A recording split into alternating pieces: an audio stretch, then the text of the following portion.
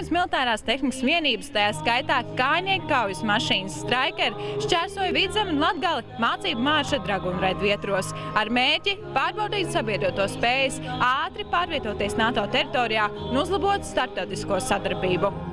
Mācību marša Dragunraida norisinājās jau otro reizi. Pērnā gada martā ASV 2. kavalērijas pulks pēc rotācijas Latvijā devās atpakaļ uz Vāciju, bet šogad, mērojot vairāk nekā 2400 km, karavīri devās otrā virzienā no Vācijas ar galamērķi Igaunija, lai piedalītos mācībās Cyberstrike. Pa ceļam kolona piestāja vairākās pilsētās, lai vietējiem iedzīvotājiem sniegtu iespēju apskatīt militāro tehniku un aprunāties ar karavīriem. Te nav nekāda noslēpuma, tāpēc ir iespēja daudzās pilsētās, vairākās Latvijas pilsētās šo tehniku bija iespējams vērot, bērniem pieiet klāt, parunāties, tikties ar karavīriem. Tā ir daļa no šī brauciena jēgas, rādīt šo solidaritāti un mazāk varbūt šo militāro spēku vai muskuļus, ja tā var teikt, jo, kā redzat, viņi jau ierodās uz mācībām. Un mērķis vienkārši pašiem amerikāņiem arī testēt savus tehniku 2400 km garā maršā, kas nav viegls uzdevums caur 6 Eiropas valstīm. Interesantiem bija iespēja apskatīt kājnieku kaujas mašīnas Striker. Tā maksimālais ātrums ir 105 km/h, bet ar Striker var braukt gan pa ceļiem, gan pa bezceļiem, saglabājot to pašu ātrumu. Tam ir 100 galonu, jeb aptuveni 378 litru ietilpīga degvielas bāka. Ar šo daudzumu var mērot 400 līdz 500 km. Mācību maršā pārsvarā piedalījās ASV militārās tehnikas vienības, bet Latvija sniedza uzņemošās valsts atbalstu. Kustības koordinācija, drošība, ne tikai drošība vietās, kur viņi apstājās, bet arī kamēr mēs pārvietojamies, tāpēc militārā policija visas kolonas pavada.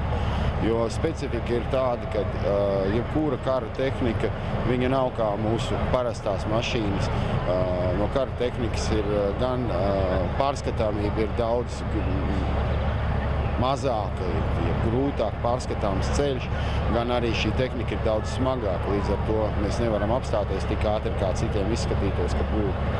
Un drošība mums ir pats galvenais. Paldies Dievam, bez starpgadījumiem esam atbraukuši un tā arī turpināsim darīt. No Vācijas līdz pat Latvijai brauciens bija bez sarežģījumiem. Protams, bija pāris nelielas problēmas, bet tās mēs ļoti ātri atrisinājām. Mēs mērojam tālu ceļu, bet bija interesanti iepazīt dažādas valsts, satikties ar vietējiem iedzīvotājiem. Latvija ir valsts ar bagātīgu vēsturi. Es personīgi ļoti izbaudu iespēju iepazīt vēsturi no šīs pasaules daļas. Mācību maršs Latvija šķērsoja 2 maršrutos. Pirmais no Subates līdz Valkai un otrs maršruts no Grenstāles līdz Ainežiem. Katrā no tiem piedalījās aptuveni 600 karavīri un 200 militārās tehnikas vienības. Pagājušajā gadā bija tikai 60 mašīnas, šogad ir gandrīz 400. Un līdz ar to tas vairāk resursu jāiesaista. Un piekritīsim, bet arī mazliet vairāk traucē parastos autovadītājus, jo kolonas pārvietojās visas dienas garumā. Pagājušajā gadā bija specifika tā, ka vienības, kas bija izvietotas katrā valstī, teiksim, Igaunijas vienība sāka no Igaunijas braukt uz Vāciju, Latvijas vienība no Latvijas pievienojās, tālāk Lietuva un tā tālāk, un beigās Polijā visticamāk, ka bija tikpat daudz mašīnas. Šoreiz viss bataljons brauc kopā, un tāpēc viņi ir tik daudz. NBS komandieris Raimonds Graubi norāda, ka mācību maršs Dragunraida ir piemērs tam, ka NATO ir uz aizsardzību un reakciju balstīta alianse.